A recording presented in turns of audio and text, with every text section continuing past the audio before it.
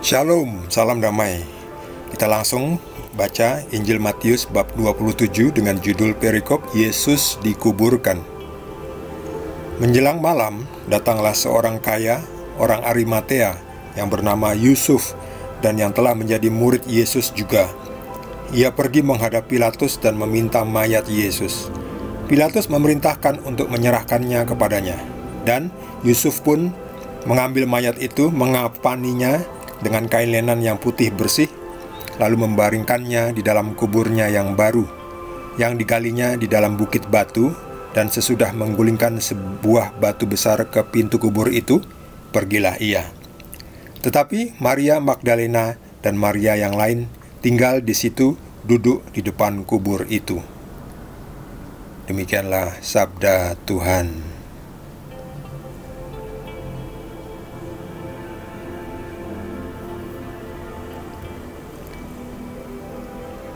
Setelah Yesus mati di kayu salib, benar mati di kayu salib, Yesus tidak digantikan orang lain. Yesus benar mati di kayu salib. Kok bisa? Banyak saksi mata yang melihat langsung. Banyak, gak cuma satu, gak cuma dua, gak cuma tiga. Banyak. Murid-muridnya, serdadu-serdadu, itu banyak ya. Paling nggak ada 10 lebih ya. Ini saksi ya. Padahal saksi itu paling nggak minimum 2 saksi. Ini bahkan lebih dari 10, mungkin ada belasan saksi ya, yang menghadiri penyaliban Yesus. Banyak saksi hidup. Lalu mereka mencatat dan dituliskan di dalam Injil. Ini Injil Matius ini. Jadi Injil itu isinya kehidupan Yesus, karya keselamatannya Yesus. Yesus tidak datang membawa Injil lalu sudah jadi plek Injil, enggak. Yesus menjalani Injil itu, kemudian Injil itu yang menulis murid-muridnya. Yesus datang membawa keselamatan, menyelamatkan. Yang tidak membawa buku Injil, enggak. Buku Injil itu ditulis oleh murid-muridnya. Oke, paham ya? Jadi Injil ini ditulis oleh Matius. Jadi versi Matius, artinya kan tiap orang kan perspektifnya atau sudut penglihatannya kan beda-beda. Makanya antara Injil Matius, Markus, Lukas, Yohanes ada sedikit perbedaan. Gak apa-apa, itu kan sudut pandang ya.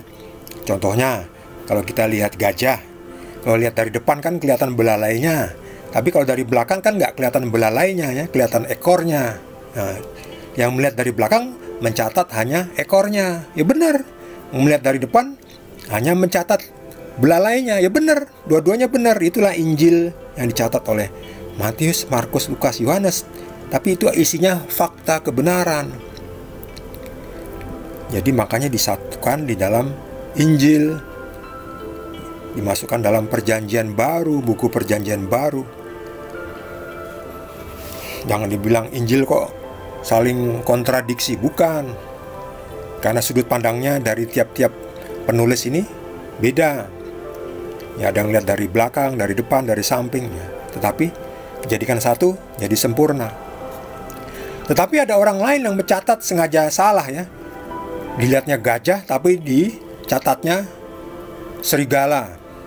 Ya itulah, memang orangnya serigala. Makanya orang yang dilihatnya gajah kok yang ditulisnya saya melihat serigala, saya melihat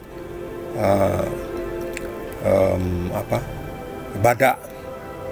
Jelas beda. Itu salah total itu.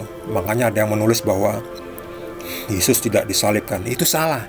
Jangan diikuti.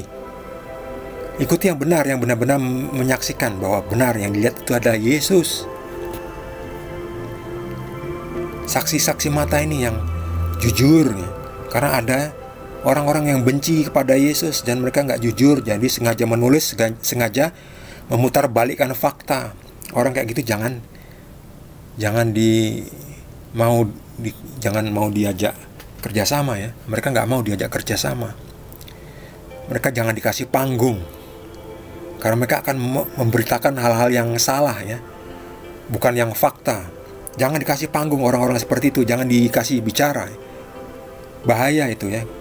Kasihan orang-orang yang belum mengerti ya, tiba-tiba mendengarkan ajaran yang salah, lalu mereka menganggapnya ajaran benar, padahal itu ajaran yang salah. Yang benar hanya Yesus itu. Hanya Injil ini, Matius, Markus, Lukas, Yohanes. Gak ada Injil yang lain. Injil yang lain tuh salah, karena mereka tidak menulis fakta kebenaran, dan mereka ditulis jauh setelah Injil yang benar ini ditulis ya. Kan yang namanya pemalsuan itu kan pasti datang kemudian kan. Yang pertama itu kan pasti yang asli ya.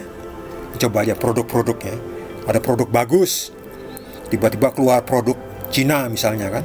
Yang orang Cina itu meniru ya, diubah-ubah. Ternyata kualitasnya jelek ya.